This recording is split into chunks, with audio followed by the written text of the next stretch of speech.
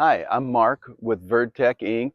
And I want to highlight a project that we've done here that sort of showcases everything that we can do with a Varden plantable retaining wall block. And I want to start off by saying that the Varden block, at a distance, it looks a lot like a concrete block for a retaining wall. And it's not, it's plastic.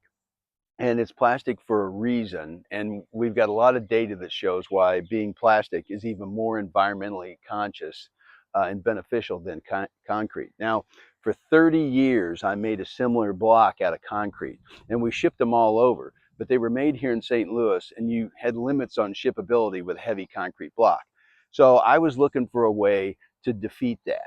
And the best way to do that was to make it lightweight and stackable and nestable on a pallet so we could get a lot on a truck.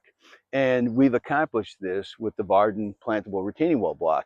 And it does a couple things. It enables us to ship the entire country from here in St. Louis, but it also enables you or your landscape contractor to build a wall with great ease, even in tight locations where you can't get equipment because these blocks only weigh 3 pounds.